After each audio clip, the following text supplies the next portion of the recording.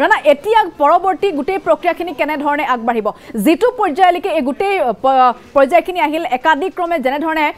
ভাৰতে প্ৰত্যাক্ৰমণ কৰিলে অপৰিচিত আক্ৰমণ আছিল পাকিস্তানৰ ইয়াৰ পূৰ্বেও এনে ঘটনা এনে কাণ্ড পাকিস্তানে সংঘটিত কৰিছে এতিয়া কথাটো হৈছে ঠিক আছে যুদ্ধবিৰতি হৈছে কিন্তু সন্ত্ৰাসবাদ সেই সন্ত্ৰাসবাদক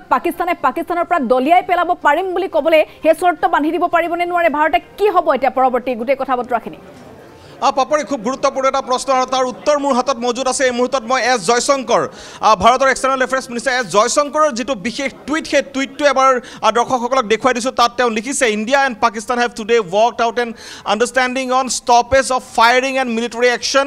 India has consistently maintained a firm and uncompromising stance against terrorism in all its forms and manifestation it will continue to do so' অৰ্থাৎ যুদ্ধবিৰতি ভাৰতে স্বীকাৰ কৰি লৈছে যুদ্ধবিৰতিত ভাৰতে সহমত প্ৰকাশ কৰিছে কিন্তু সন্ত্ৰাসবাদ বিৰোধী বা সন্ত্ৰাস বিৰোধী যি স্থিতি আছিল সেই স্থিতিত কোনো ধৰণৰ কম্প্ৰমাইজ ভাৰতে নকৰে কিন্তু এছ জয়শংকৰৰ এই টুইটটোত স্পষ্টভাৱে উল্লেখ কৰা আছে গতিকে পাকিস্তানৰ সৈতে যি যুদ্ধ হৈছিল সেই যি যুদ্ধবিৰতি যদিও লাগিছে কিন্তু সন্ত্ৰাসবাদৰ ক্ষেত্ৰত যি পাকিস্তানৰ পৃষ্ঠপোষকতা তাৰ পৰা যদি তেওঁলোক আঁতৰি নাহে অনুৰূপ প্ৰত্যুত্তৰৰ সন্মুখীন তেওঁলোক হৈ থাকিব লাগিব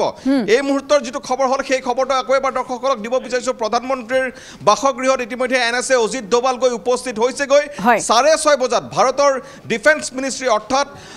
প্ৰতিৰক্ষা মন্ত্ৰালয়ৰ তৰফৰ পৰা স্পষ্টভাৱে দেশবাসীৰ উদ্দেশ্যে যি বাৰ্তা প্ৰেৰণ কৰিবলগীয়া আছে সেই বিবৃতি তেওঁলোকে প্ৰদান কৰিব ঠিক একেদৰে 7 বজাত পাকিস্তানৰ প্ৰধানমন্ত্ৰীয়ে দেশখনৰ সংবাদ মাধ্যমক সম্বোধন কৰিব এই দুটা হ'ল এই মুহূৰ্তৰ খবৰ কিন্তু আপুনি যিটো প্ৰশ্ন উত্থাপন কৰিছে যে সন্ত্ৰাসৰ ক্ষেত্ৰত পাকিস্তানৰ যি পৃষ্ঠপোষকতা পাকিস্তানে যিদৰে সন্ত্ৰাসবাদক নিজৰ পুষ্যপুত্ৰ হিচাপে তেওঁলোকে জ্ঞান কৰি আহিছে এই ক্ষেত্ৰত পাকিস্তান যদি তেওঁলোকৰ এই নাপাক কামসমূহৰ পৰা আঁতৰি নাহে তেতিয়াহ'লে অনাগত দিনত পুনৰ নিজৰেই কবৰ তেওঁলোকে নিজেই খান্দিছে যেন এনেকুৱা ধৰণৰ ভাৱ বা এনেকুৱা ধৰণৰ বাৰ্তা ভাৰতে দিবলৈ তেওঁলোকে সদা প্ৰস্তুত থাকিব আৰু যিটোৰ প্ৰমাণ এছ জয়শংকৰৰ এই বিশেষ টুইটটো মই পুনৰ এবাৰ কৈছোঁ এছ জয়শংকৰে কৈছে যে দুয়োখন দেশে যুদ্ধবিৰতিলৈ সহমত যিহেতু তেওঁলোকে প্ৰকাশ কৰিছে যুদ্ধবিৰতি তেওঁলোকে মানি লৈছে কিন্তু সন্ত্ৰাসবাদ বিৰোধী ভাৰতৰ যিটো স্থিতি সেই স্থিতিৰ ক্ষেত্ৰত কোনো ধৰণৰ আপোচ বা কোনো ধৰণৰ কম্প্ৰমাইজ ভাৰতে নকৰে আৰু সন্ত্ৰাসবাদ বিৰোধী ভাৰতৰ যি স্থিতি সেয়া অব্যাহত থাকিব এইখিনিতে পুনৰ এবাৰ দৰ্শকসকলক মনত পেলাই দিব বিচাৰিছোঁ পেহেলগামৰ যি আক্ৰমণ আছিলে যাৰ আক্ৰমণৰ প্ৰত্যুত্তৰত ভাৰতে অপাৰেশ্যন সিন্দুৰ চলাইছিলে তাত 9টা ঘাটি উচ্ছেদ কৰা হৈছিল খবৰ আছে ভাৰতৰ হাতত এতিয়াও 12টা ঘাটিৰ তালিকা আছে সন্ত্ৰাসবাদৰ ঘাটি সক্ৰিয় হৈ আছে যি কেইটা ঘাটিটো পৰৱৰ্তী সময়ত এনে ধৰণৰ যে অপাৰেশ্যন নচলিব তাৰ কোনো নিশ্চয়তা নাই কাৰণ ভাৰতৰ বিদেশ মন্ত্ৰী বৈদেশিক পৰিক্ৰমা দপ্তৰৰ মন্ত্ৰী এছ জয়শংকৰে স্পষ্টভাৱে উল্লেখ কৰিছে যে সন্ত্ৰাসবাদ বিৰোধী ভাৰতৰ যি স্থিতি সেয়া অব্যাহত থাকিব এই ক্ষেত্ৰত কোনো ধৰণৰ আপোচ কৰা নহ'ব আৰু শেহতীয়া আমাৰ হাতত আজি খবৰ আছে এই গোটেই যুদ্ধবিৰতিকে আৰম্ভ কৰি ভাৰতৰ পৰৱৰ্তী স্থিতি বা ভাৰতৰ পৰৱৰ্তী ষ্টেপছ কি হ'ব এই সন্দৰ্ভত কথা পাতিবৰ বাবে ইতিমধ্যেই NSA অজিত ডোভাল প্ৰধানমন্ত্ৰী নৰেন্দ্ৰ মোদীৰ বাসগৃহত গৈ উপস্থিত হৈছে দুয়োগৰাকীৰ মাজত এই মুহূৰ্তত বাৰ্তালাপ চলি আছে 6:30 বজাত ভাৰতৰ ডিফেন্স মিনিষ্ট্ৰীৰ তৰফৰ পৰা সংবাদ মাধ্যমক সম্বোধন কৰিব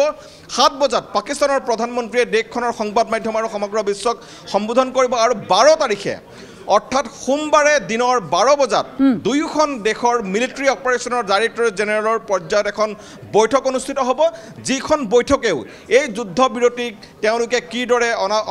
অনাগত সময়ছোৱাত তেওঁলোকে আগুৱাই লৈ যাব পাৰে এই সন্দৰ্ভত আলোচনা হ'ব 12 তাৰিখে দিনৰ 12 বজাত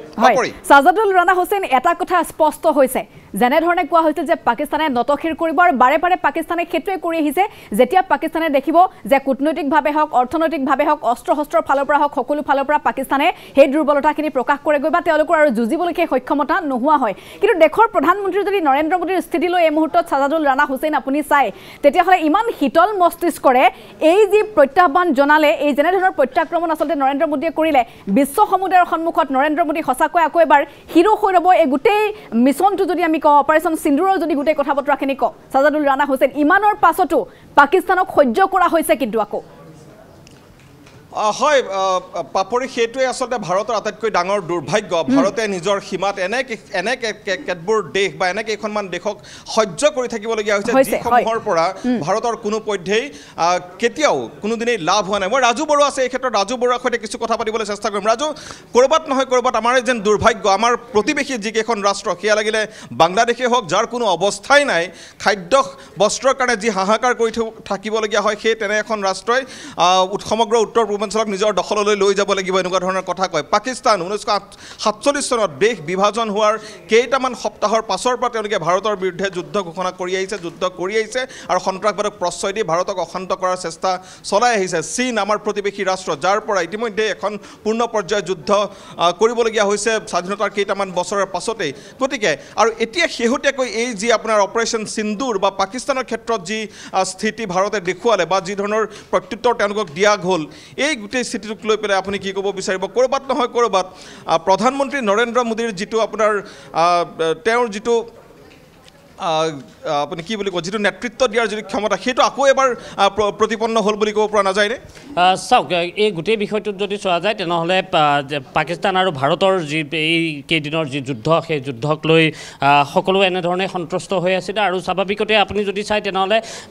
শাসক বিৰোধী সকলোৱে একত্ৰিত হৈছে এই সময়ছোৱাত সকলোৱে বিচাৰিছিল যে পাকিস্তানক যোগ্য প্ৰত্যুত্তৰ দিব লাগে এই সময়ছোৱাত আৰু সেনাবাহিনীৰ ওচৰত সকলো থিয় দিছিল আৰু সকলোৱে সেই সন্ত্ৰাসবাদৰ বিৰুদ্ধে যি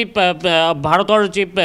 এই প্ৰত্যাক্ৰমণ সেই প্ৰত্যাক্ৰমণ এটা কথা আপুনি কিছু সময়ৰ পূৰ্বে কৈছে যে এছ জয়শংকৰে সেই কথাটোৱে উল্লেখ কৰিছে স্পষ্ট তাত কৰি দিয়া হৈছে যে কম্প্ৰমাইজ ইয়াত কৰা নহ'ব আপোচ কেতিয়াও ভাৰতে নকৰে সন্ত্ৰাসবাদৰ বিৰুদ্ধে আৰু এই গোটেই কথাটোত যদি আপুনি পাকিস্তান আৰু বিশেষকৈ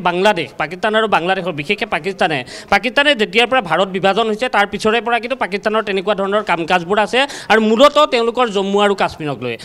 আৰু কাশ্মীৰক তেওঁলোকে তেওঁলোকৰ দখললৈ নিয়াৰ বাবে এই গোটেই কামখিনি তেওঁলোকে সেই তেতিয়াৰ পৰা কৰি আছিল আৰু পাকিস্তানক এই ক্ষেত্ৰত হাৰপানী যদি যোগাইছে সেয়া হৈছে চীন আপুনি যদি 1965লৈ গুচি যায় যে 1965 মাও জেডঙে তেতিয়াই সেই সময়ৰ পাকিস্তানৰ যিগৰাকী বৈদেশিক মন্ত্ৰী আছিলে জুলফিকাৰ আলী ভুট্টো তেতিয়াই তেওঁক সেই তেনেধৰণৰ কিছু প্ৰৰোচনা দিছিল যে প্ৰৰোচনামূলক বক্তব্য যে আপুনি এটা কাম কৰক যে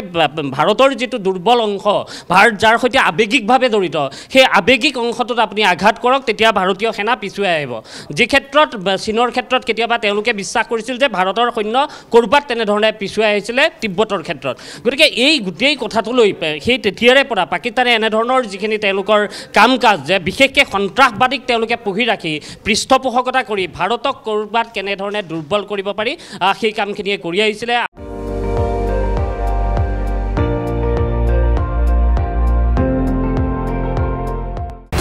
আপুনি চাই আছে ND24